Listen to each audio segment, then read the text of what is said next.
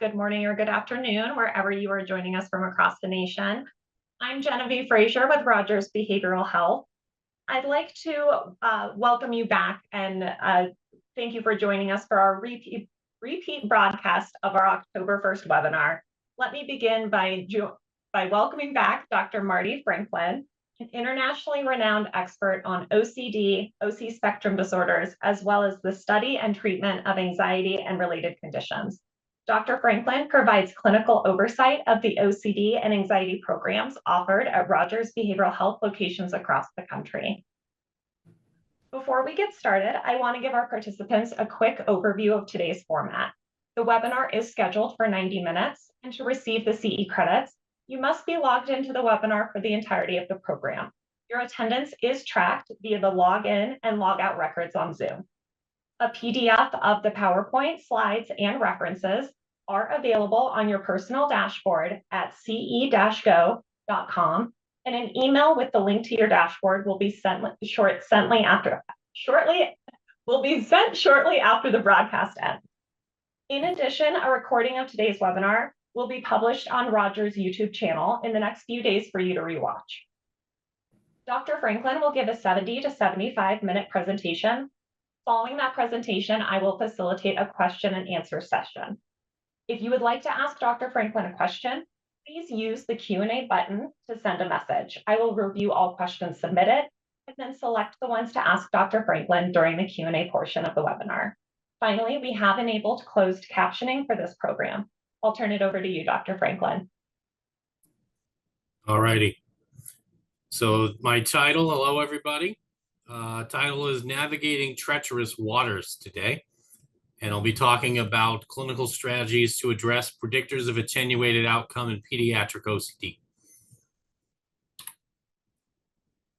So the stuff we just talked about. I don't have any disclosures to make. So that's a thing to be notable. So we're asking some questions, and my sense is that the things that you may want to walk away with are ability to describe the three treatment approaches with the most empirical support in pediatric OCD, and recognizing the common predictors of attenuated outcome, which I'll do in a lot of detail. So we'll be talking in particular on the latter about low motivation for change, unusual obsessional content, psychiatric comorbidity, and family accommodation, after a brief overview of efficacy. So what does this treatment customarily yield, and what happens when you run into those negative predictors of outcome, and what should you do about them? That's what we're trying to get through. Some things about me. I'm old and I've been around for a while, doing this for a very long time. And I think maybe the thing that's maybe most notable about me is if you have any baseball questions, I'm probably a good source. I have a disturbing amount of knowledge about baseball and its history. I'm not enjoying the World Series this year, but I'm watching, as I have since 1969. So, what does the literature tell us about theoretical underpinnings and principles of treatment, and what kind of outcomes do we customarily get? That's where I want to start. This is old stuff. Maurer, 1939, 1960. And essentially what Maurer was saying, University of Illinois professor, he was saying that obsessions give rise to anxiety or distress, and that from that discomfort, unwanted thoughts, and unwanted feelings, people engage in compulsions. The function of the compulsion is to seek relief, which kind of works. You do get some relief customarily when you do your rituals or compulsions, call them what you will. And the problem with that, of course, is now you've created a negative reinforcement cycle. So the next time you get an unwanted thought associated with anxiety, you're going to want to get rid of it in the same way. And now you're on the treadmill. And you get stuck on this, and this can be repetitive and impairing, and those are the folks that we see in our OCD programs. Treatment basically comes down to, instead of trying to get rid of the obsessions, which is what everybody comes for, I tell them I'm not going to do that with you because I think it's going to make it worse. I want you to have your obsessions. I want you to be anxious. I want you to do nothing about it. I want you to tolerate discomfort, get used to it, and also test to see whether, if you have a feared outcome, which not everybody with OCD does, if you have a feared outcome, let's find out if it happens. There's an old Tom Petty line, which is most things I worry about never happen anyway. And I think that's the sort of yield from doing exposure is the 50th time we sit on the bathroom floor and don't get sick. Maybe we realize that the likelihood of getting sick is lower than you might have guessed. No guarantees, of course, but at the same time, I like your odds, and we want to move forward as if we believe that. So we got to pick our exposures carefully, which we'll talk about. An extension of malware. This is FOA and Kozak. I was fortunate enough to have Edna as my academic mentor and Michael as my clinical mentor. And shortly after they wrote this paper, I showed up in 1991 on their internship site. And they had just finished this seminal paper, which I think today is still required reading for anybody who wants to understand how exposure treatment works and how to do it, and also why to do it. And the why to do it is right after that colon. It's exposure to corrective information. You do exposure repeatedly, prolonged repeated exposure yields something. What it yields is opportunities to see whether or not the things happen the way that you feared. And oftentimes they don't. And that provides additional information. This is very familiar if you're reading Michelle Krask. I think this is foundationally where that started. The whole inhibitory learning business is about trying to learn something from your exposures. Bo and Kozak talked about that in '86 and have been doing this kind of work ever since. So in order for, just to shorten the discussion, in order for exposure treatment to be effective and modify the fear structure, you need to activate the fear structure. I need you to move towards the things that you're uncomfortable with. And then we go and find out whether the bad stuff happens, and we incorporate the incompatible information. So if you told me you would never, your anxiety would never come down if you had to do these particular things, and then it comes down, and then it comes down again, then it comes down again, you're now getting different information than you thought you might. And what you're going to see is, as an indication that this is working, is the 50th time you do the exposure is usually a lot easier than the first. And you're also going to change your cognitions, your evaluations of the fear structure, if you will be moving. And this is complicated business, and I don't want to waste your time on 3 hours of theory. I'm going to give you the short version in a minute. A more succinct explanation with kids, I use this all the time. I don't torture them with malware. I basically give them this summary. And this summary was provided to me by my then 6-year-old daughter, who is now 29 and is a history teacher in the Philadelphia school system. So I was going away for a weekend to train people on how to do exposure for OCD. So it was a Thursday night, I'm packing, and she was mad at me because she had a soccer game on Saturday, and she was a dominant soccer player. And she liked to have me present to watch this. And unfortunately, I was going to be away for the weekend. So I kept putting stuff in my bag, and she kept taking it out. And finally, I'm like, sweetie, I got to go. I got to get this thing done. And she looked at me. She says, but why will this take you an entire weekend? So what do you mean? I said, why don't you just tell it to them in one sentence on Friday? And then you could come home and you wouldn't miss my game, which is what this really was about. But I found that intriguing. I said, well, that's interesting. So I actually think this is really complex. And she says, no, it isn't. So just use use one sentence and you'll be done. And I asked a question, dumb as I am. I said, oh, so what sentence would that be? And this is her sentence. And if you read that carefully, I think she summarized FOA and Kozak. I think she summarized malware. And a 6-year-old beat her father at his own game. So the more you do it, the easier it gets. That's precisely what FOA and Kozak are getting at, precisely what Krask is mentioning as well. And it really leads us to a principle of not trying to get rid of the obsessions, but rather changing your responses to them, which in turn will reduce them down the line. That's what this treatment is all about. I don't want to get rid of your thoughts. Not going to work. And the best CBT therapists are Sherpas. So we've been up this mountain before. We know the way up. I can't make you do stuff, but I can certainly show you the way. So I'm not going to drag people up the mountain.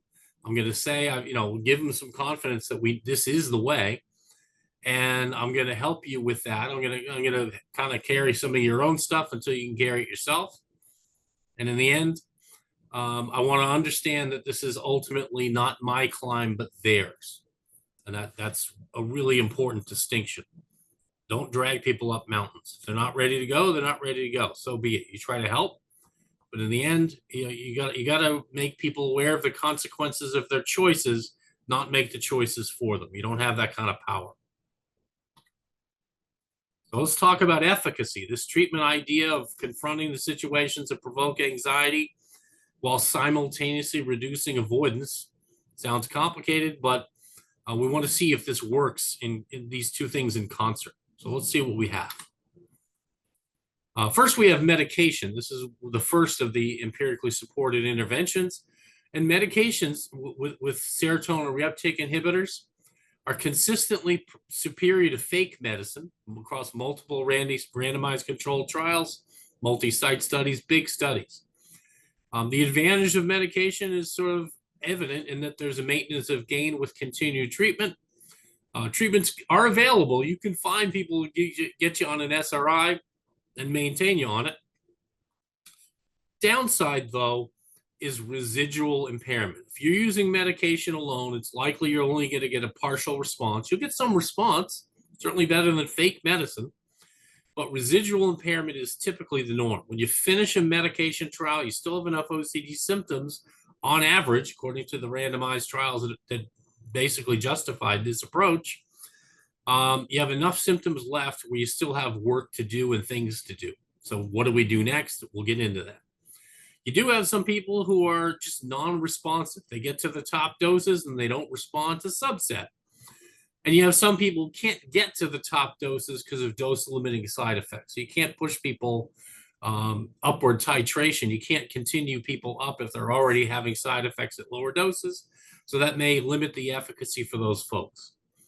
We also have relapse upon discontinuation if you use medication alone. And so if the patient comes off the medicine for whatever reason, and you haven't implemented any other procedures, the likelihood is that you're going to see return of symptoms. And the faster you do that taper, the more likely you are to see return of symptoms. We also have, of course, the FDA black box warning, which is basically telling you that there's an increased risk of suicidal ideation on teens and kids who are on the active medication compared to placebo. It's a very small increase, but it was statistically significant. Led the FDA to do the black box warning in 2004. I'll talk you through that a little bit. But bottom line is, I think it's not great practice to have the GP do it and not attend to that. I think child psychiatrists and more regular visits are needed to do this safely. So CBT, so cognitive behavioral treatment therapy with the principles of exposure, which is leaning into the fear, response prevention, which is reducing and eliminating all the avoidant behaviors, the active rituals, etc. So it's touching things that are contaminated, as an example, and not washing to make yourself feel better temporarily. We're confronting situations. We try to pick exposures that are reasonable, which we'll also get into, but a treatment that's driven by those principles. We have multiple studies. I was part of a meta-analysis and literature review in 2022, published in Journal American Academy of Child and Adolescent Psychiatry. There were 1,200 patients. That's a pretty good sample. And within individual trials, the samples get smaller. We have one done in Sweden, the first one, which was a wait list versus internet-based treatment. With 67 kids, we get them going larger as we go. Those POTS studies, 1, 2, and junior, were studies that were involved Penn, Duke, and Brown. I was part of that group for 20 years. We had some of the bigger studies that were out there. Storch has looked at the addition of DCS, D-cycloserine. If you add that to CBT, does that help relative to placebo? It's an important study because there's some evidence that might help. Didn't help in his study. Big study, so it was sort of definitive. And Torp et al. Study I was part of in Norway, Sweden, and Denmark. They were looking at initial response to CBT, and then if we add more CBT or we add sertraline for patients randomized to those two conditions, for partial responders, how do we do? And that was by far the biggest study until we did one. It was published last year with almost 1,300 patients, but this is a pretty big study, 269 patients who got CBT.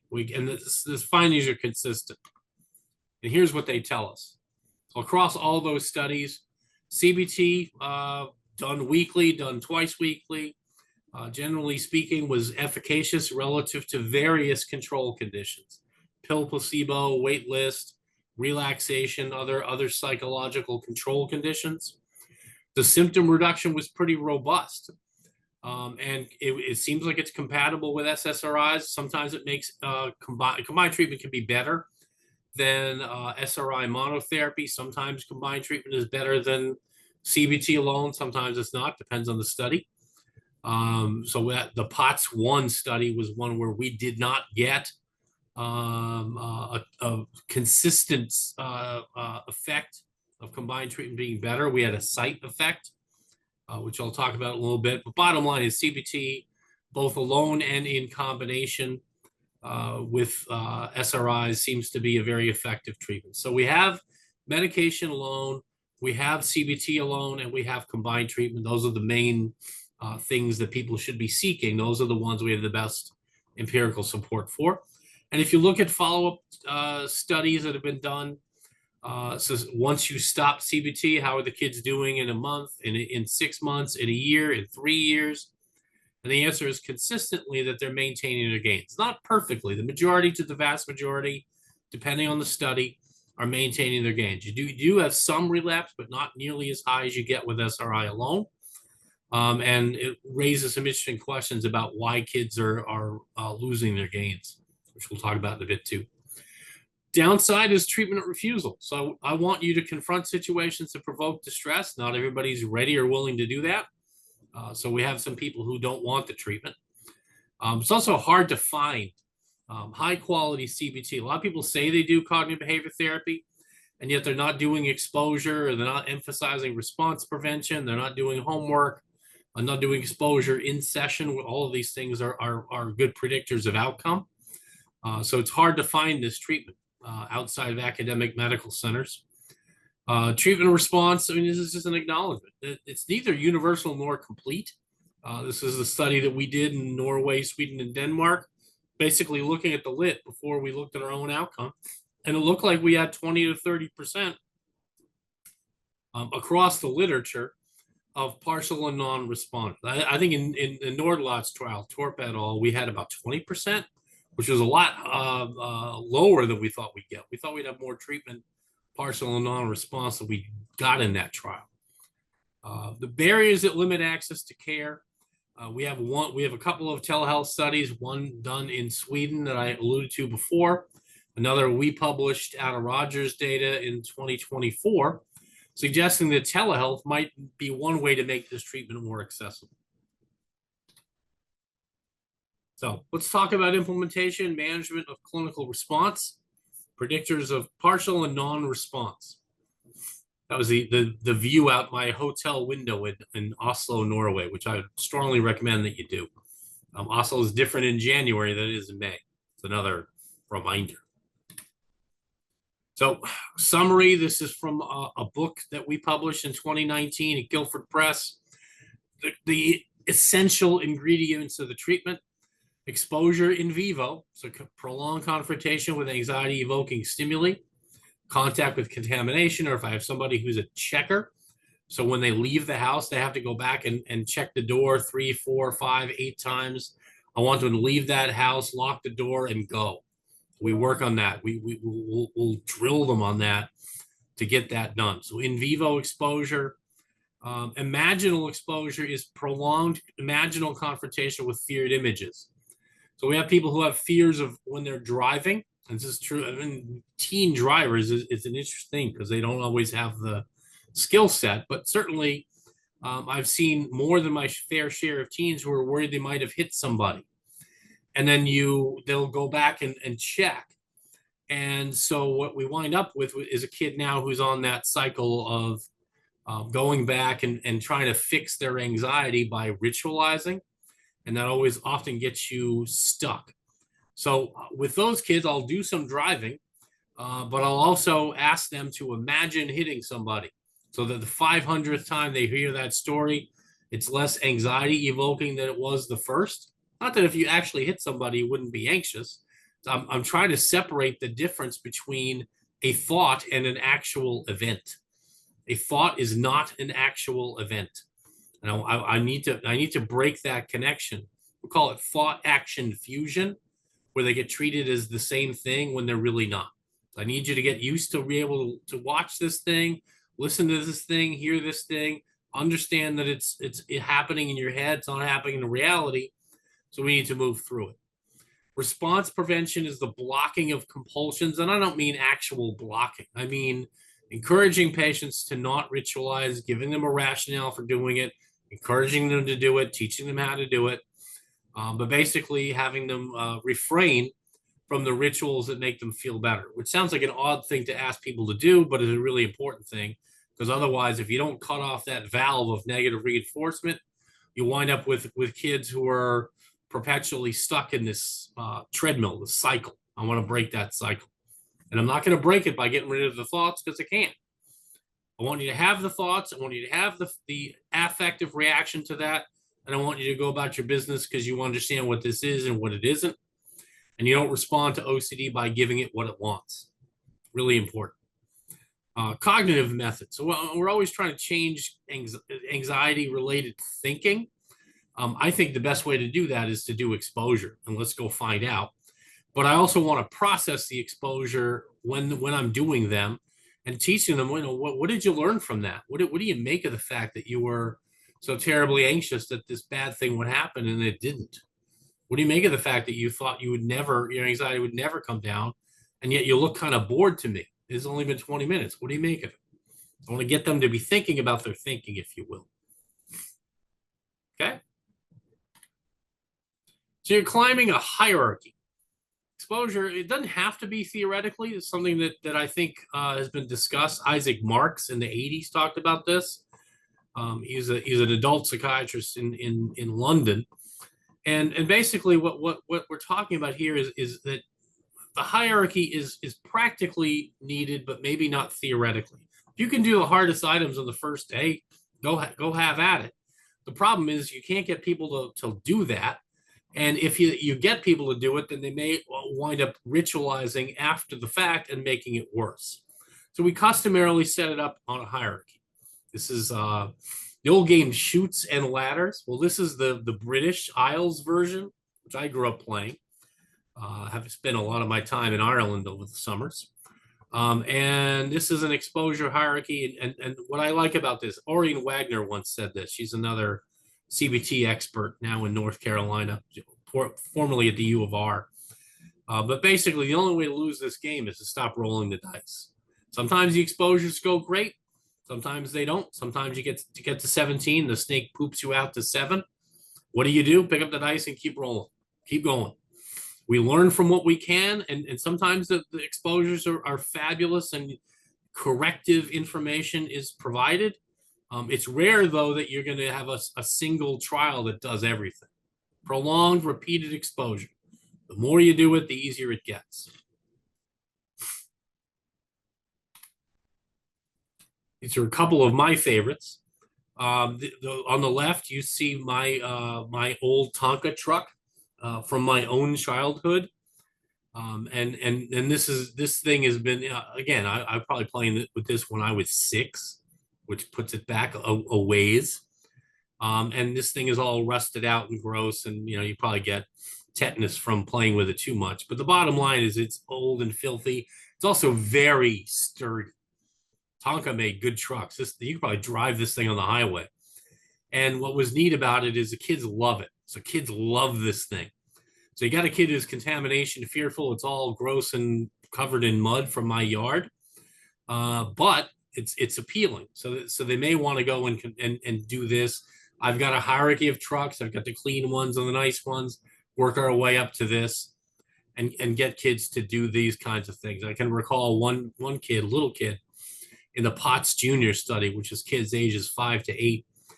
I got him to play with this truck on my office floor, and again, he was loving it. So we're putting sand in it. We're doing all sorts of things. And his mom, in that protocol, the mom was present watching me do the exposure, and I'm watching mom sitting in her chair, absolutely terrified that this kid was touching this truck.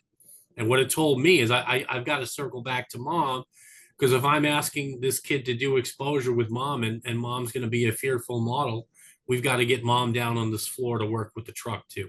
And you do see that sometimes. The genetics of OCD are not pure, but there's an increased risk of having parents with OCD if you're a kid with OCD. And sometimes those messages can be transmitted in a way that's inconsistent with CBT. I've got to work that through as well. So we did a lot of hanging out on my office floor and putting sand on the floor and putting it back in the truck. I had a cement mixer as well. It was great. Got the kid better, and the mom got more comfortable with doing this, because she's going to have to be the model, not me. Kid's 5. On the right, you see this is the 36th and Market subway in Philadelphia. And you see this woman standing on the yellow line. Now that could be an exposure for her, which is standing on the yellow line and with an intrusive thought that I might either fall or throw myself in front of the train. And if you've identified this as being obsessional rather than a desire to die, then you might do this exposure. You might also have the exposure being done by the person standing behind her, who has intrusive thoughts that they might lose control and shove people in front of trains. You want to be a good diagnostician, make sure they don't have a history of shoving people in front of trains. And you want to then have them move up closer to that person as she's waiting for the train. And you get disconfirmatory evidence. You had an opportunity to push somebody in front of a train, and yet you didn't. What do you make of that? Well, I didn't really want to. Okay, that's good. So you can have the thoughts about pushing people in front of trains and not do it because of your intent rather than the presence of unwanted thoughts. So you get a chance to learn that as you go. Okay? Spent a lot of time at this subway stop. I think the folks taking the tokens kind of saw, they saw when I was coming through, because I never got on the train. I went down there, did the exposure, and came back up. But the hierarchy, back to the hierarchy a little bit. We want to bring this point up. I think it's important theoretically. So why do we need a hierarchy?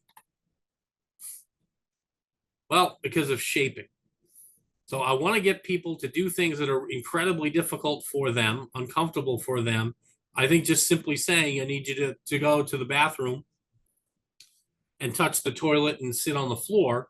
I'm going to get a lot of refusal for people with severe contamination fear.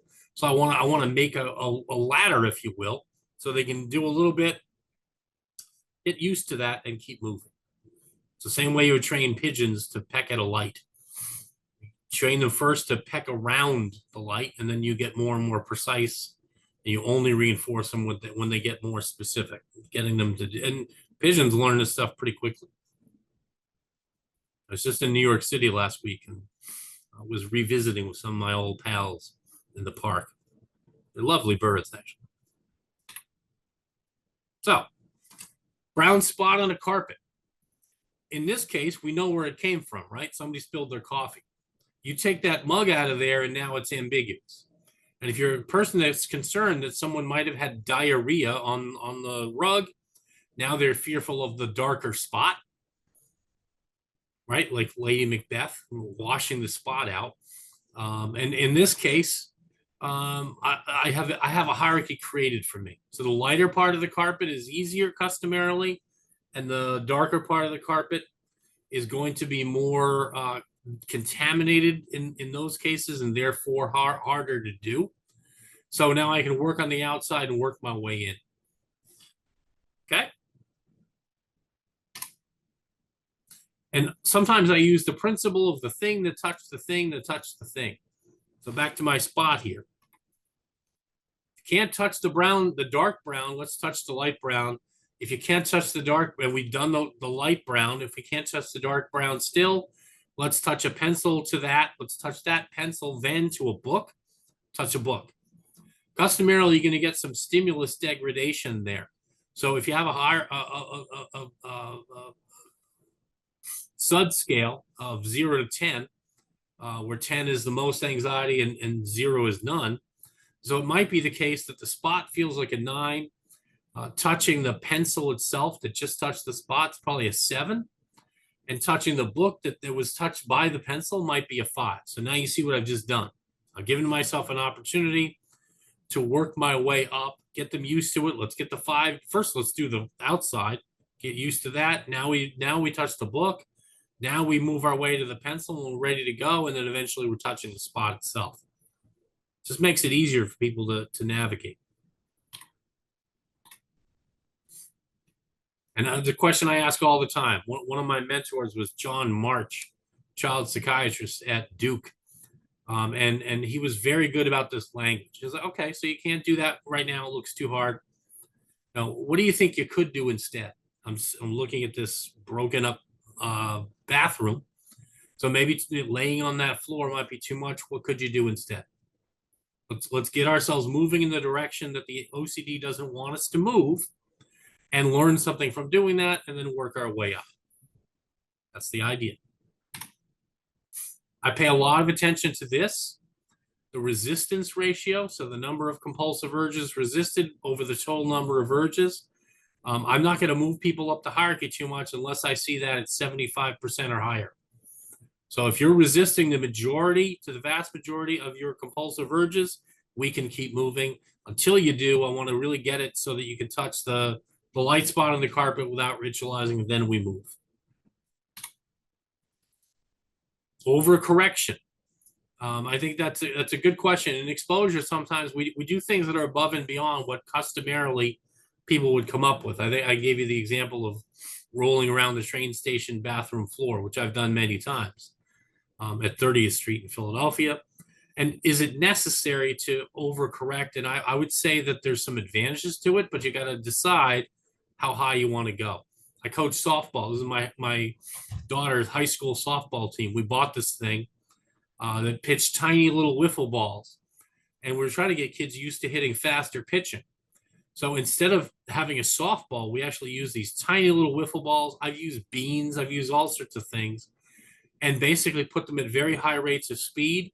Get the kids used to hitting that, and then by the time you're switching back to a softball going 50 miles an hour, as opposed to a tiny little wiffle ball going 70, the 50-mile-an-hour pitch is going to be easier to hit. So we overcorrect, and then what you're actually going to see in a game is going to be easier to do because you've done this. And that's why I'm rolling around the train station bathroom floor. Sinatra. I'm a native New Yorker, and if I can make it there, I can make it anywhere. So if I can do these hard exposures, regular stuff that comes up during the day ought to be easier. But I'm always careful about this. I don't want to simulate what's that horrible show that used to be on, Fear Factor.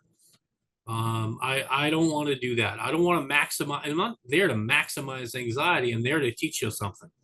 So hurling into a pit of snakes when you weren't expecting it, though it might be entertaining for some, it's not really what we want to be doing in exposure. I want to be doing things that are reasonable. Maybe they're a little bit harder than what most people are comfortable with, but they're reasonably safe. I like my odds. I do them myself. I never ask a patient to do anything I wouldn't do myself routinely. And we do them repeatedly, so we get used to them, and it can incorporate that new information going forward. So empirical expectations from CBT, both alone and in combination, looks like the majority of patients, 60 to 80%, get better when you finish a course of CBT. Remission rates, so the percent to which they get subclinical scores or even better, is the majority to the vast majority. Again, that's encouraging news. When you look at maintenance of gain out as far as 3 years, that Mellon study was 3 years. Lenhart was a year. And they're usually quite good. I'd say probably 80% of people maintain their gains, which means some don't. The substantial minority of treated patients don't. There are some, like I said, maybe 20, maybe 30% don't respond fully. The predictor moderator literature, which I'm really going to get into now, is underdeveloped because of small sample sizes. So we have some places that we need more empirical information, which we're actually getting. But we also have adjustments that you can make clinically based on if you're in the presence of some of these predictors, you're going to have to think in advance, what am I going to do to make sure that the outcomes aren't mitigated by the presence of these variables? That's where we're going now. The holy grail of prediction. So this is what I'm trying to figure out. Which treatment by whom is most effective for this individual with that specific problem under which set of circumstances? This is Gordon Paul, 1967, a JCCP paper, which is really an important paper. And that's what we're trying to figure out. Can I identify people in advance who are not going to be doing as well in a particular treatment? And can I modify the treatment to make it less likely that those outcomes are attenuated? Or can I offer a different treatment to which they might be more responsive? That's what we're trying to, all of this, prediction and moderation. And moderation is predictors of response that are specific to a treatment. Prediction is just is across all treatments. So initial severity is probably a predictor of outcome in ped OCD. So regardless of which treatment you get, the more severe you are to begin, the more severe you're going to be when you're done. Whereas moderation, some of these variables are going to be more specific to a given treatment. And that's where we start to get closer to what Gordon Paul was calling us to, the Holy Grail. So we have some paper we have in press now. It actually might be out. Rachel Schwartz and I just published this on predictors and moderators of OCD treatment in kids. We know that family history was a moderator. So if you had a family history of OCD, you were less likely to respond to CBT alone than you were to combined treatment, which was interesting. And your family history of OCD is really a proxy for something else, which is your family still has OCD and you might have been raised by the people who had it. So there might be some modeling effects that are embedded in that outcome. So we got to think about that. If I got like I was saying before about the Tonka truck, if I have a mom crying because her kid is touching the floor, I've got to work on that because that's going to get in the way of my outcome. The presence of concomitant tics was also a moderator, but it cut the other direction. So if you were getting SSRIs alone and you had concomitant tics, you were less. This is from POTS 1. You were less likely to respond to the intervention of CBT SRI alone, whereas concomitant tics had no effect on CBT alone or on combined treatment. So that was tells me that got a kid with tics, I'm going to need to add the CBT one way or the other, not just rely on med alone if I can find it. We have race and ethnicity in response to standard family treatment. We'll get into that when I talk about family outcomes. Accommodation is a really consistent predictor across lots of different studies. This one study was accommodation as rated by moms. I've seen it as rated by either parent as well. Accommodation, OCD-related impairment, severity to start, concomitant depression, and externalizing disorders have also been found as predictors of outcome. Project Harmony is something I'm working on now with my colleagues and friends at Brown University and really all over the world. We've harmonized, or we brought together data sets from 27 randomized controlled trials conducted over the last 20 years. And we're starting to dig into the data to see, can we identify moderators and predictors within that data set, because it's one of the biggest things in the way of good moderation and prediction outcome related research is low N. If I've got 20 people in a study, I'm not going to find anything. If I have 2,000 patients, that's going to allow me mathematically, it's going to allow me the flexibility to start looking more carefully and be more confident about what I'm finding. So that's coming. Our methods paper is under review, and I think probably within the next year, you'll see a lot of stuff coming from Project Harmony, and we'll be extending that to some other clinical databases as well. Steve Holland, Vanderbilt University, depression researcher. Really all this stuff, predictors or moderators. Every predictor or moderator you find reflects a mediator you haven't discovered yet, the why behind it. Okay, so if you're not responding to this treatment, if you have these particular demographic variables, well, why? Well, what about those variables is interfering with treatment? And that's where we're trying to get to. And you may have heard something about these kinds of things, personalized or precision medicine. In the old days, you give everybody who's got the condition the one treatment, and you find some of them respond nicely, some of them don't respond at all, some of them get worse. And we're trying to really figure out with this moderation prediction research that we're doing, trying to figure out in advance who's likely to respond to which treatment and who's likely not to respond, and to modify our treatment choices based on that. And these are the goals. So you hear that term, personalized medicine, that's really what it's about. Can I identify up front people less responsive and less likely to respond? And can I modify in advance what I'm doing? So that said, now we're into the guts of it. So let's round up the usual suspects. Again, the moderator predictor literature isn't fabulous in ped OCD. And that's what Rachel and I concluded on our last paper. So which clinical predictors do we want to discuss that have at least some empirical backing as being negative predictors of outcome? These are the ones we selected. Low motivational readiness, which you see not just in ped OCD, but across multiple conditions. Less common obsessional presentations. I'm going to get into that. That is specific to OCD. And it raises some conundrums for clinicians because sometimes they haven't seen this 50 times or 150 times. You're not quite sure, how do I do an exposure to a kid who has intrusive images of being buried alive? That doesn't come up every day. And the answer is stuff we'll get into. But the bottom line is you want to always be moving towards the thing the kid's afraid of and reducing and eliminating their rituals and avoidance. Psychiatric comorbidity. Sometimes it's been a predictor, sometimes it's been a moderator, sometimes it wasn't. Literature is inconsistent, but we do have some consistent findings, and we'll get into that when we talk about comorbidity. Family accommodation, I think, is maybe the most powerful we have as a moderator and a predictor of outcomes. CBT outcomes can be attenuated if you have families with a number of negative predictors within their functioning, which I'll also talk about. So before we get into the navigating of treacherous waters, I want to thank my brother-in-law, who's a Woods Hole oceanographer. He's a climate scientist. He studies the bottom of the ocean and how salinity change. I won't get into it. But the long and the short of it, he's a very clever guy.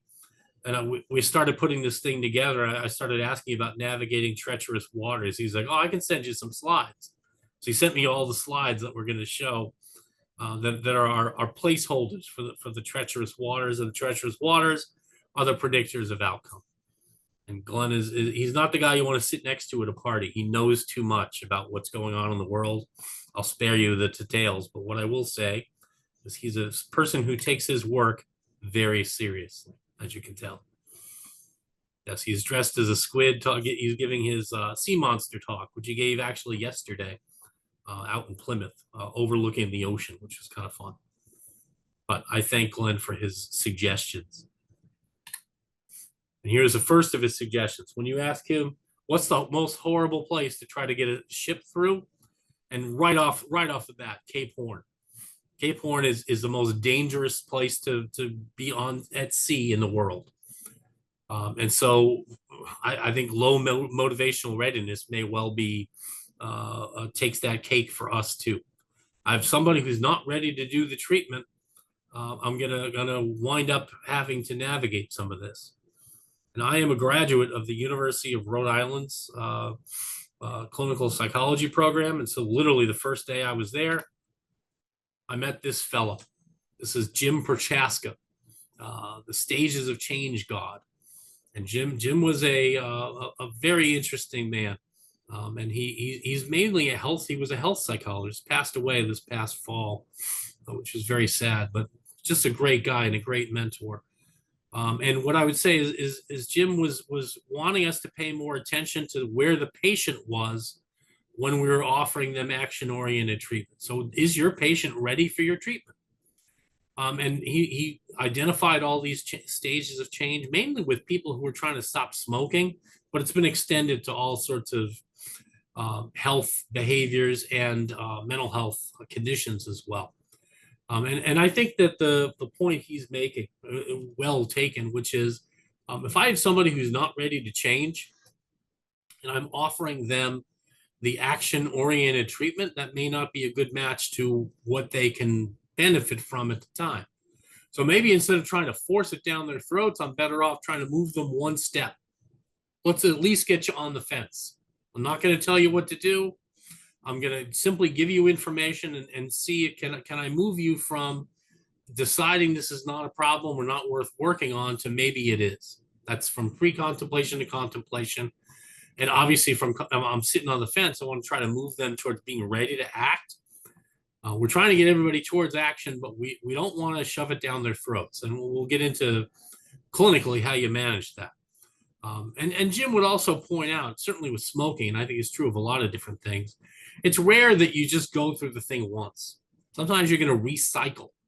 And how you think about your efforts to change previously might influence how you think about subsequent efforts to change. And so we have to pay attention to patient history and what they've taken out of prior efforts to change. And in OCD, we see that. Customarily at Rogers, we're not the first stop, we're the eighth. And so we get a lot of patients who've tried CBT alone, tried medication alone, sometimes tried them in combination, sometimes tried them even at higher levels of care, and they still have clinically significant residual symptoms when they come to us, which is higher level of care, partial hospitalization, and intensive outpatient levels. And also we have residential programming, and the people who are in residential this is not their first rodeo, and that has some influence over their readiness too. You're going to have to unpack that. Jim was very good about getting us to pay attention to what the patient wants and what they don't want, as opposed to forcing the treatment that we know will be effective down the throats of people who don't want to receive it. There's some art to that. So pre-contemplation, they may not see it as a problem. They may be less interested in talking about it and talking to people who would be dragging them in that direction. They may not have much awareness of it being something that needs to be modified. And they may have tried to change in the past and feel hopeless about it now. And you see this a fair bit with kids and families with accommodation. So there's a little bit of overlap in these topics, but a kid who doesn't see this as a problem, and sometimes doesn't see it as a problem because mom and dad are moving heaven and earth to try to make sure that they don't. So we may want to reduce some of those efforts so the kid can be more in touch with what's going on really in their lives and their function. So pre-contemplators are tricky. They're these folks. So the kitchen's burning down. The person's like, yeah, this is fine. We're good. I got no problems. Meanwhile, you missed school 3 days this week because of contamination fear, and yet you're saying things are fine. Maybe they're not.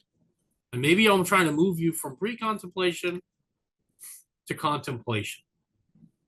Just trying to get you to be more aware, recognize that there's a problem, recognize that there might be solutions to the problem, getting you to sit on the fence at the very least. This is what I'm shooting for. Somebody who says they're not ready to change and there's evidence that we have that they have a condition that's affecting them and impairing their functioning, I just need them at least to say, maybe you have a point. And I'm gonna be artful in that. I'm not gonna force this intervention down anybody's throat. Not gonna work. So you're really Gary Nestor, who's a FBI hostage negotiator. I read this book and thought, my Lord, he knows a lot about clinical psychology, even though he's not a clinical psychologist. Sometimes they're just trying to buy time and trying to get them to think about it and not necessarily jump to the exposure level when they're not ready to do it. This is something we used in the Prochaska lab is decisional balance sheet, the pros and cons of keeping the things the way they are versus the pros and cons of trying to change, trying to do a treatment. I'm just letting them decide essentially where we're going. And this is basically the bottom line is that this is what motivational interviewing is. I'm eliciting the change language from the patient, not telling them what to do. Alan Zukoff was our trainer in motivational interviewing for an adult study we did with Blair Simpson maybe 15 years ago. And he was quite good at recognizing that it's really important for the clinician not to give the patients the words. So let's get them in conversation. Let's get them to acknowledge and then offer some hope that things could be different once they recognize that there's a problem to be had. MI it was developed for substance abuse, and now you see it being used all over the place and really all over the world to try to move people forward and not paint people into corners, but get them to be the people driving the intervention. Hell's Gate Bridge. I grew up in New York. I grew up looking at this. And what was interesting is I had no idea that there are probably 200 Dutch ships at the bottom of that area because it's a really tricky navigational trick. And so what I would say is here, atypical obsessions will be our second treacherous crossing. What do I mean by that? These are just a couple of examples. I won't bore you with them. They're in your slide set. But these are some of the things I've encountered. I'm sure people who treat OCD every day have run into things like this or even worse. One of my favorites was the image of eating human flesh. This was a teenager, a 12-year-old I worked with. And whenever he was eating, especially if it was meat, he had intrusive images of actually it being the flesh of old people, which led to some creative exposure work, which was certainly eating in the presence of old people increased the fear and the images. And so we had to he and his grandparents spent a lot of time going out to restaurants. And we confronted the fear that way. But these are all things that you might run into. And I think it's really important to do a couple of things with these kinds of cases. This is one of those things. This is Russell Crowe, who's got a very good poker face. And what I'd say is basically I've heard this before. Your content doesn't scare me. I'm not going to start backing up when you say anything. I'm going to listen. I'm going to hear what you have to say. I'm also going to remind you that I've been around this block. I'm a Sherpa. I've climbed this mountain before. I remember one kid telling me, this is a 13-year-old who had intrusive images that he was going to stab his mother. And he could barely say it when he was in the intake for one of these studies we did, the POTS 1 study. And he could barely say it. And his mother knew he had something was going on that was tormenting him. And he was asking a lot of questions about whether people were going to be safe or okay. And he wouldn't use steak knives, that kind of thing. So she came in with him, and I got to the bottom of it. And he basically said, I have these pictures in my head sometimes of losing control and stabbing my mother with a steak knife. And my response in that moment was super important. And again, I'm running an OCD study, so kind of get a sense that, they're not a kid with a history of violence. I already knew that walking in. And so I just basically asked him some very detailed questions about it with no affect. And he looked at me after about 15 minutes of this discussion, and he looks at me, he goes, you've heard this before, haven't you? And my response, which I think was valuable to the kid, was, I said, dude, I heard it on Tuesday. And I'll probably hear it next week as well. This is nothing. This is garden variety OCD. We know what you have. We know who you are. I've already asked you about your history, and we're going to teach you how to respond to these thoughts in a different way so you're less likely to make them worse. He responded beautifully to the intervention. So you have a map. You're afraid of something, you got to move towards it. Doesn't matter what the thing is. Eating human flesh, we got to go and have images of eating human flesh. Stabbing a classmate in the eye, we got to get a scissors in your hand and have a classmate near you. Do we stab them in the eye? No. But we have the intrusive thoughts and the means and the opportunity, and we check. And like the woman at the subway, we stand behind her and we have the opportunity to push her in front of the subway. Lo and behold, we don't. And that starts to change our thinking and changes the way we think about these intrusions. So we haven't, that's the map. You're afraid of something, you got to go do it. Now, this one is tricky. I borrowed this one from Glenn Gaworkowitz as well. The hand of Satan on the sea of darkness. So essentially, this is not a good place to be taking your ship, in other words. And the phenomenology that might give one pause in particular, obsessions about suicide. So if the patient experiences these thoughts as intrusive and the affect attached to it is anxiety, and oftentimes the what if language shows up. What if I were to commit suicide? What if I were to lose control and hurl myself off of this building? That's not customarily the language you're going to hear from people who are contemplating taking their own lives. And so we want to pay attention to that. Want a really careful diagnostic assessment here. But if it's OCD, the individual is not reporting an intent to die. The behaviors that they're engaging in are intentional efforts to neutralize the thoughts and the anxiety as opposed to moving towards closer to ending their own lives, then you're probably looking at OCD, not obsessional or suicidal ideation. You're looking at obsessions. This catches my attention. You can have both. So I want to make sure that that the intention to die is not prominent, that they're not making actual efforts to end their own lives. The function of this suicidality and suicidal behavior is negative urgency, the desperate attempt to escape negative affect. And if you have somebody, this is from Thomas Joyner's work at Florida State, a friend of mine, and he basically says, if you have some perception that you're burdensome to other people and that you can't really be part of the groups that you want to be part of, you're taking precautions against being discovered. And I think that basically habituation to violence is something else that Thomas would say increases your risk for acting on suicide on ideation. So I want to pay attention to that. So if this stuff is present, it's going to mitigate my decision about whether we should move forward with the OCD treatment or whether we should move in a different direction.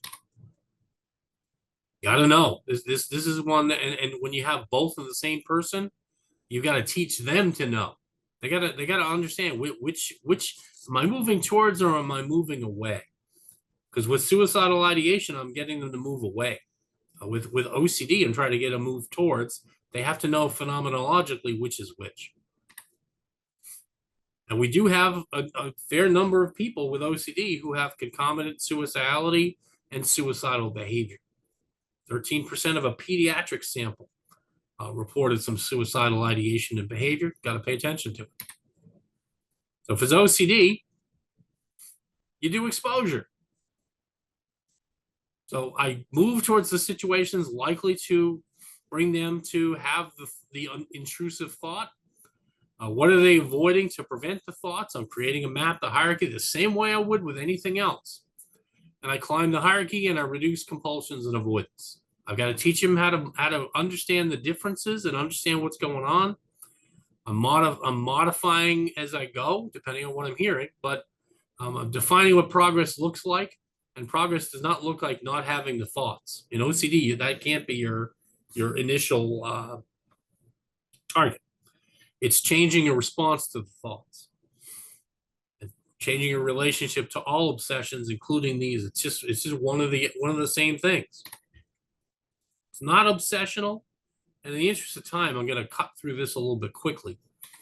I have a lot more detail than maybe you need. Your patient suffering for suicidal ideation and considering ending their life. Greg Brown and I have talked about this together. Greg Brown he's one of the gods of the safety planning movement, which is very popular and very effective in reducing suicidal ideation, moving that from ideation to suicidal behavior. He's done some really important work, and dear friend, and I'm happy to be part of the work that we've done together. They use the AIM model. So identify and assess risk, use evidence-based treatments that target the suicidal behavior directly, and ongoing monitor, continuous contact and support. That's really important in the AIM model. These are some of the risk factors for suicidality. I'm paying a lot of attention to these, and I'm especially the ones that are present now. Desire to die is a differentiator I really want to understand as well as I can. It's part of the assess. Other things I'm looking for. I think one of the things that Greg taught me certainly to do and to ask is about access to lethal means. So a person has suicidal ideation. Do they have a gun? Does somebody in the house own a gun? Is the gun loaded? If it's not loaded, do they have a key to the cabinet in which it's kept? I need to get at that level of detail so I understand what I'm looking at. We know that there's an increased risk for African Americans, and we certainly know that there's a ton of interesting and important information that suggests that maybe we don't always pick up the OCD. We also know that experiences of racial discrimination exacerbate obsessions and compulsions in Black Americans who have OCD. So I want to ask, so has anything happened? Have you had any experiences? And unfortunately, people will be able to tell you with some regularity that they have had these experiences and that they're stuck thinking about them, and that's making their OCD worse. And sometimes it's exacerbating suicidal ideation as well, which is something we've seen in Black male teens. So, protective factors, reasons for living, responsibility to others. I'd say that the protective factors are important. They're probably less important than the risk factors in terms of the acting on suicidal ideation. But I do want to make sure I survey this pretty carefully. I'm just trying to move them past the risk. The danger of acting on suicidal ideation it kind of reaches a peak. And if I can get them past that peak, I can reduce the likelihood. This is the safety planning. I'm not going to do a safety planning intervention, but this is one of the key interventions. It's not a no suicide contract. It's a very detailed conversation more than anything else that we're trying to do in a relatively short amount of time. And then we're constantly revisiting and revising this rather than just having it be one and done. It's not one and done. So I'm trying to think about what intervention is necessary. I'm trying to figure out what's in the patient's best interest. Sometimes they'll be able to tell you, sometimes they won't. If they're not on a medication, I may want to think about that.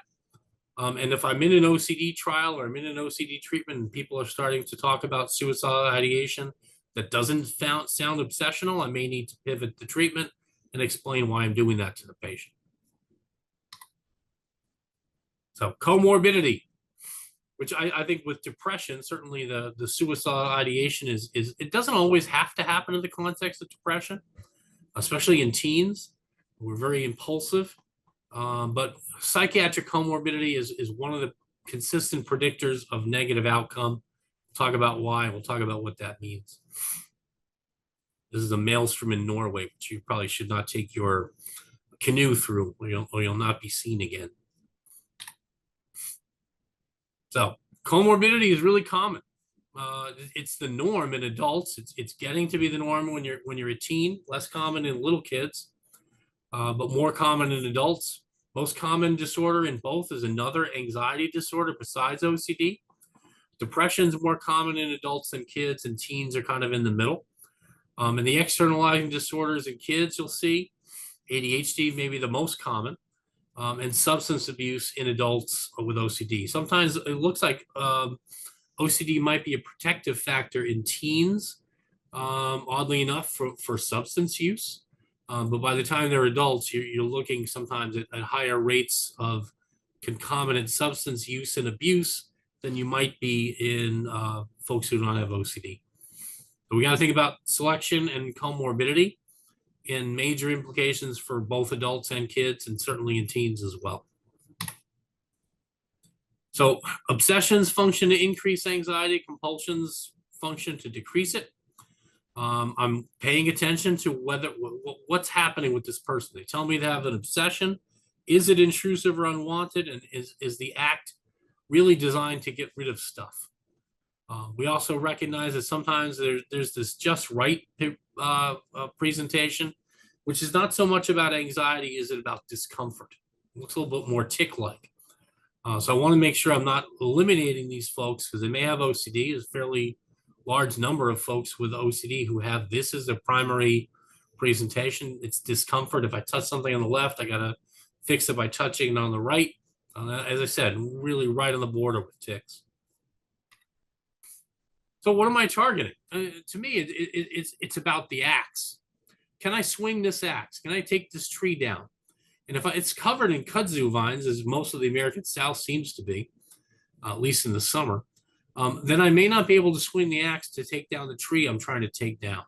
So that's the metaphor I'm using. If the kudzu vine is so thick I can't even see the trunk, I got to take the kudzu vine first. So if depression leads a patient to not be able to come to my sessions, maybe I need to go after that first and not wait.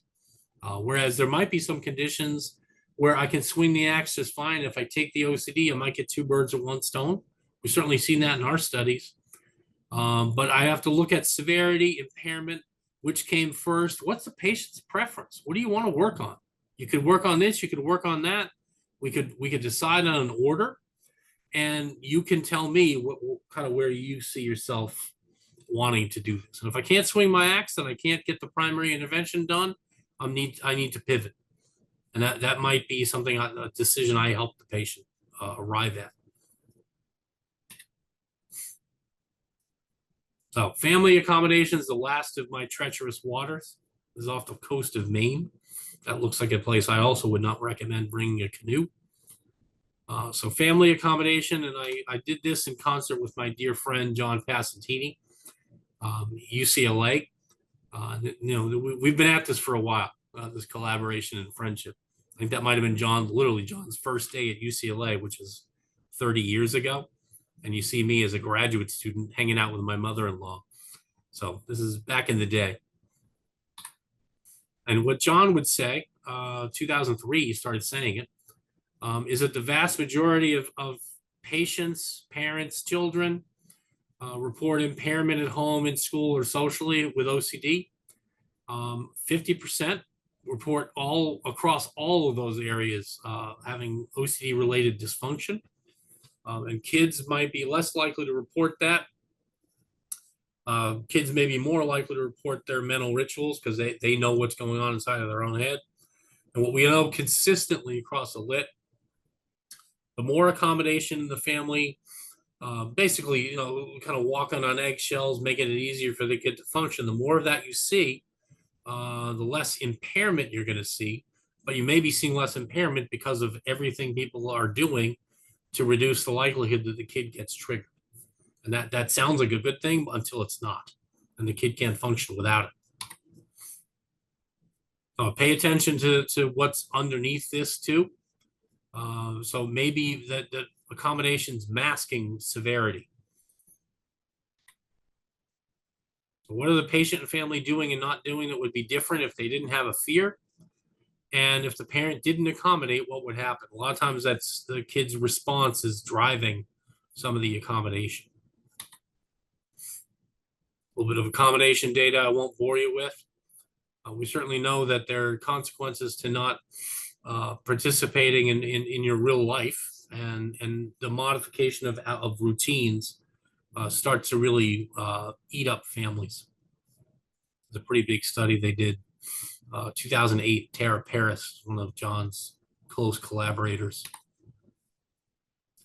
And what I say here is family cohesion is associated with fewer negative consequences when not accommodating, lower levels of parent distress. The more conflict you have in the family anyway, the more increased distress there is without accommodation, and the kid is more likely to blow up at you if you don't accommodate in the ways that you want to.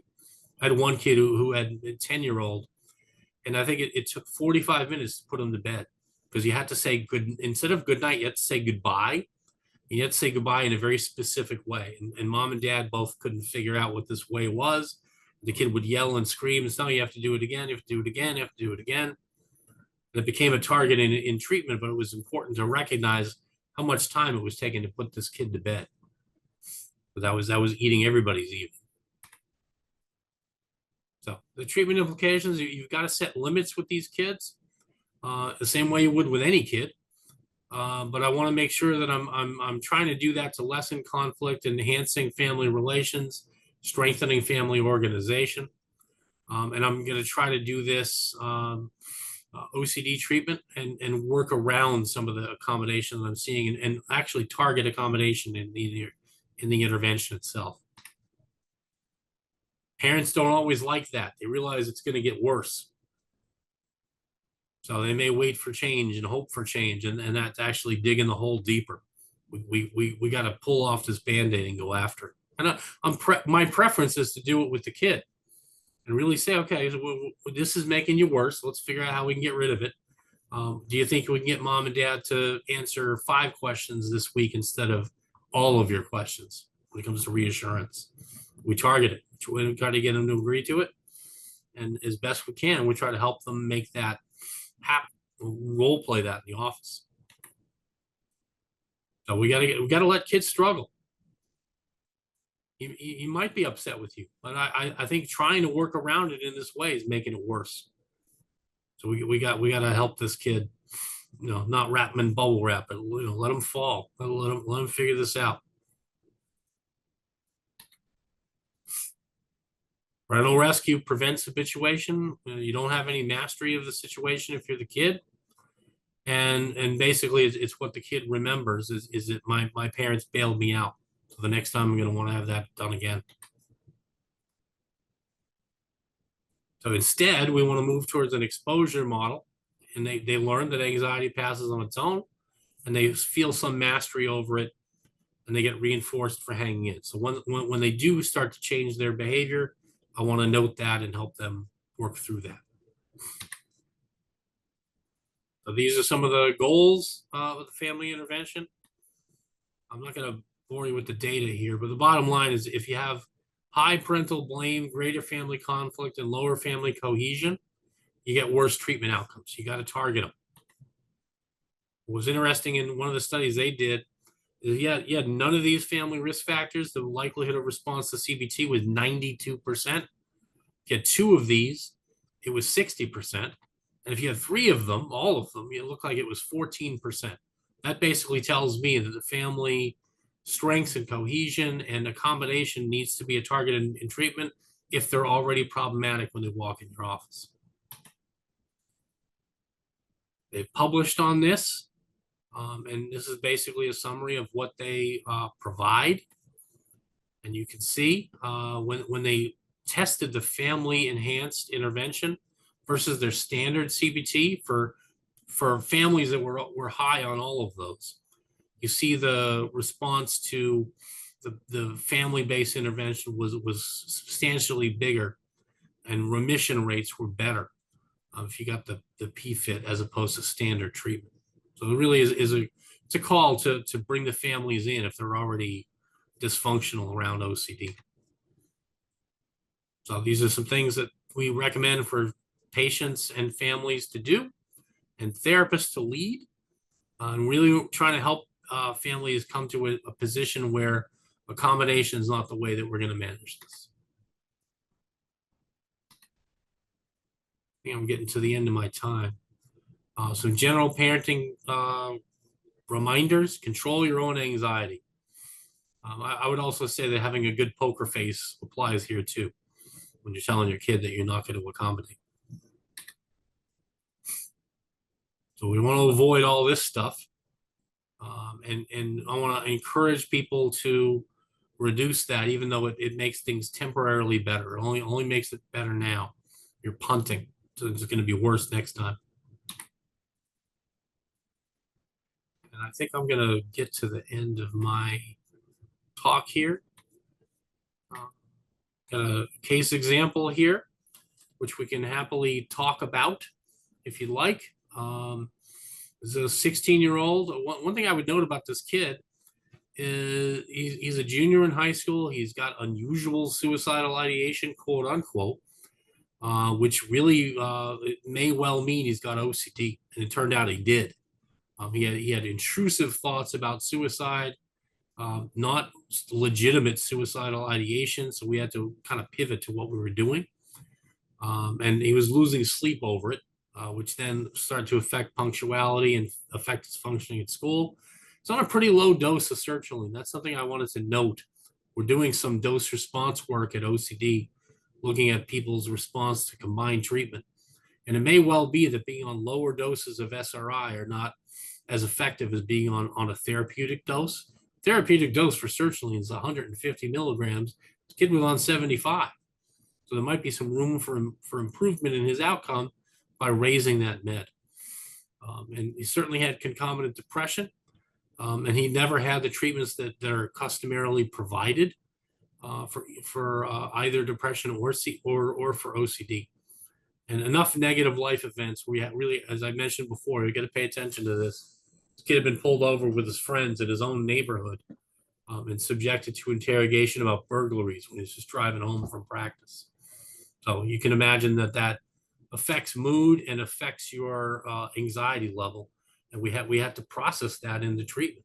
Can't just ignore that. That's because we know from the work of Monica Williams that may well make this kid's treatment harder and his life harder. So I'm at Q&A, huh? We're at Q&A. Thank you so much, Dr. Franklin. So now we are going to answer some of your questions that we have in the chat. If you do have additional questions, please use the Q&A button on your Zoom taskbar.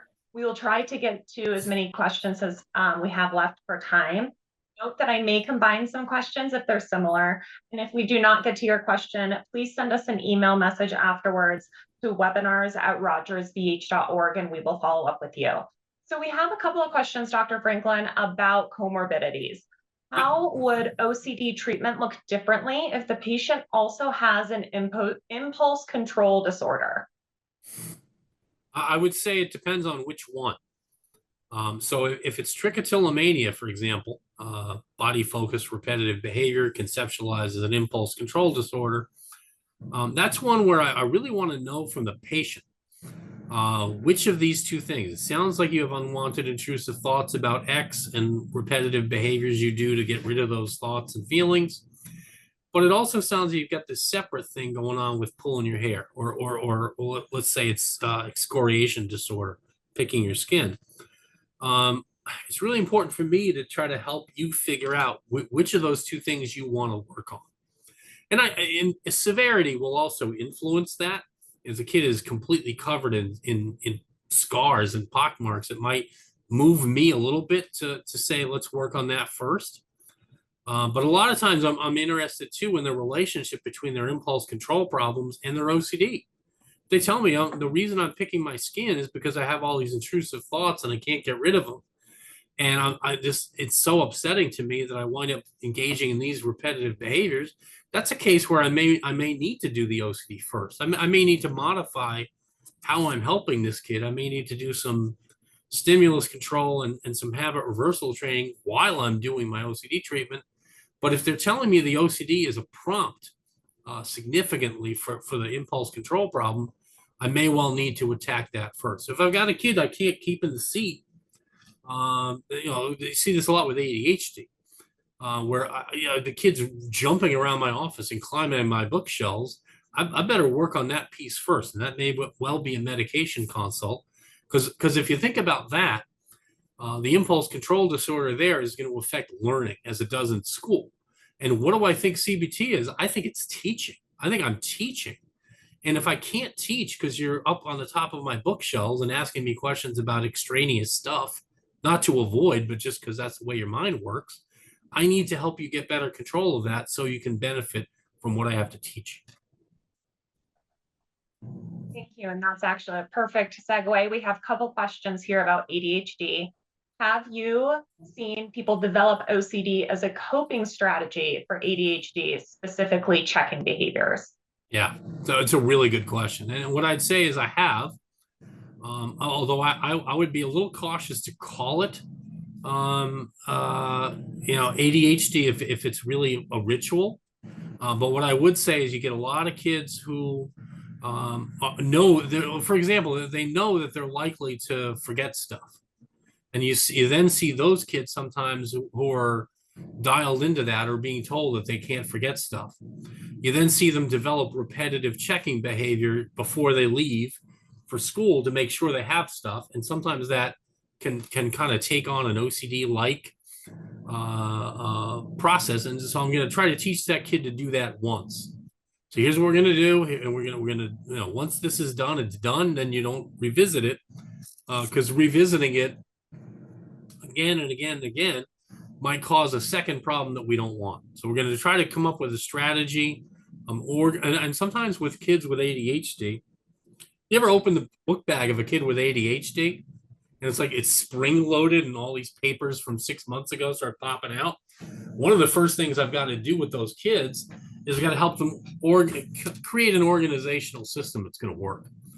And so there may be some intervention time you're going to spend on that to reduce the likelihood of this developing into another problem. So I'm always going to have to look at the function of the behavior. I'm always going to have to look at how these things interconnect with one another.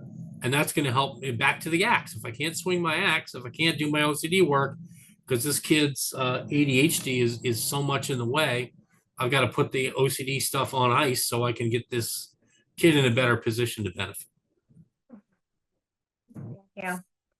How would you set an exposure hierarchy for a patient with self-harm OCD who reports intrusive thoughts infrequently, but more often when stress levels are higher or there's a previous trauma trigger? That's about 11 questions in one. So first thing I want to know is self-harm related OCD. Are we talking about a person who has intrusive thoughts that they might harm themselves and compulsions to reduce the likelihood? Or are we talking about a kid who is engaging in self-harm?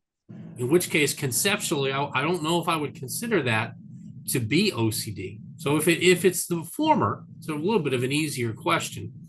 If it's the former, I'm going to create a hierarchy in which I'm afraid I might do X. And you find from their own history that they don't do X, they're just afraid that they might. So what situations in which you find yourself, would you be a little bit afraid of doing X? What situations, and again, it just depends on what the nature of the self-harm is. What situations would you be more fearful? What situations would you be most fearful? And a lot of times those kinds of things come down to, am I in public? Am I around people in my house, or am I alone? Am I alone and no one else is here? That might be your hierarchy. And so I want to put the kid in a situation in which they have the capacity to engage in self-harm. Again, this is assuming that these are intrusions and not actual self-harm. And then I want to have them test those ideas by seeing, okay, when I'm around other people and I have these thoughts and I have the opportunity, like I have a scissors nearby that I see, I'm afraid I might use the scissors to cut myself. I try it in situations, I might try that in a classroom and have them like using a scissors in a classroom. Then I might have them using the scissors at the kitchen table at home when mom and dad are cooking. And then I might have them use that maybe later when there's less supervision. And then in the end, I'm going to have them cutting paper in their room at night and getting used to the idea that they can have these things there and not engage in those experiences. I think that the trauma question it goes back to the comorbidity slide, is if the trauma is always the prompt, this bad thing happened to me and I'm having intrusions now about that. I may need to pivot to a more PTSD-like treatment if there is a trauma there. I had a case once as an adult whose sister was killed in a car accident. And she's a young woman, she's a nurse. And as a result of that, so she had full-blown PTSD from losing her sister, complicated bereavement.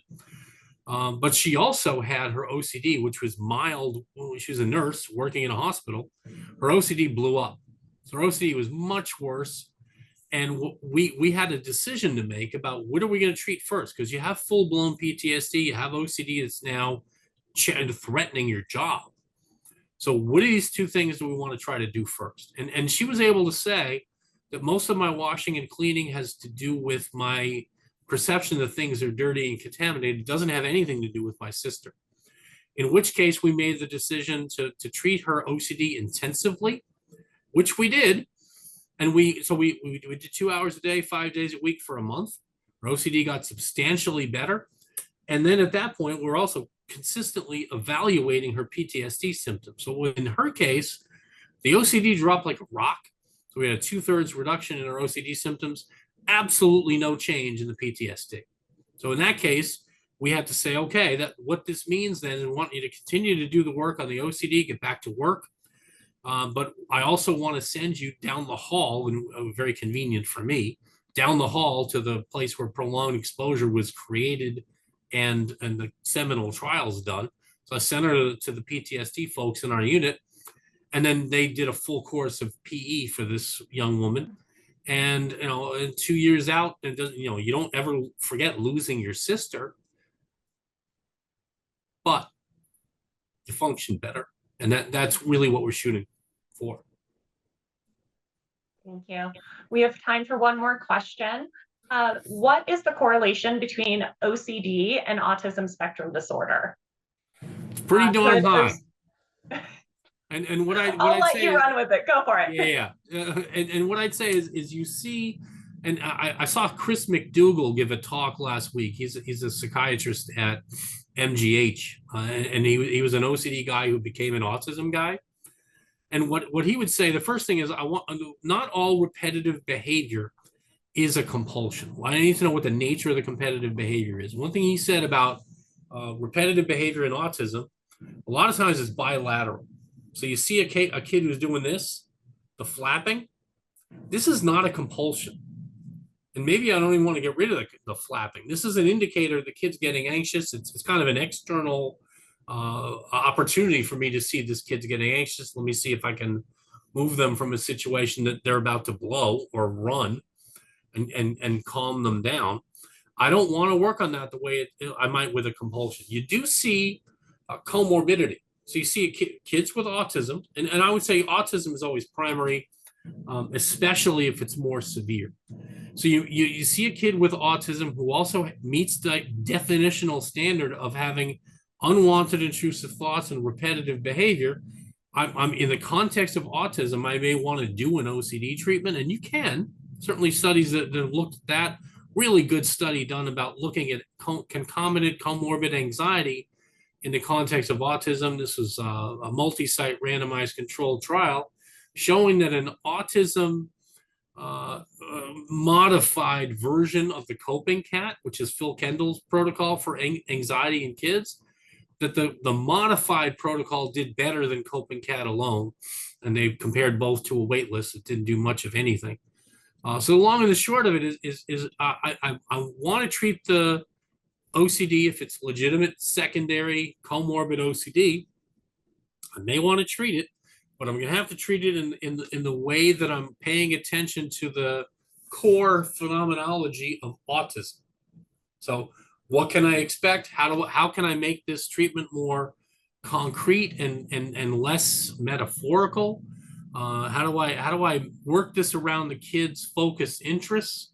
I had a case once. It was legit like OCD. The kid had a fear of death germs. It was after his grandmother died. He was a teenager, and his grandmother died. He had legitimate fear of death germs, And he also had a focus interest, which was fishing. And what I found out is that kid would do whatever exposure I asked him to do, he would do all of it, as long as I left at the end of the session 10 minutes to discuss fishing. And he had created a website for himself called Catch and Prepare. So it's basically, what did I catch this week and how did I cook it? It's actually a really cool idea. So if I left 10 minutes for that, he would crawl across broken glass doing exposure. If I tried to do that treatment without including that, I think it would have been a lot harder. Thank you so much, Dr. Franklin. That is all the time that we have for today. Remember, if we didn't get to your question, please feel free to send us an email at webinars@rogersbh.org and we'll follow up with you. There will be a recording available of this webinar up on our Rogers YouTube channel here within the next couple of days. You can also access that through our website, through our resources section. These are a couple of take-home messages today from Dr. Franklin. I do want to just let everybody know within the next 30 minutes, you will receive a link to your personal dashboard on CE-Go, where you will be able to access all of the PDFs of the PowerPoint as a handout, as well as a complete list of references. For those of you who meet the time commitment required and did not already download your certificate from the October 1st webinar, you will be eligible for your CE credits today. You can download that certificate on your personal dashboard at CE-Go at any time. And if you have any questions about how to access your CE certificate or the PDFs, please contact support@ce-go.com. Our community relations team is looking forward to connecting with you, learning more about your practice, and to talk to you more about the programs that Rogers offers across the country. On behalf of Rogers, thank you so much for spending the afternoon with us, and thank you so much, Dr. Franklin. Have a fantastic afternoon, everybody.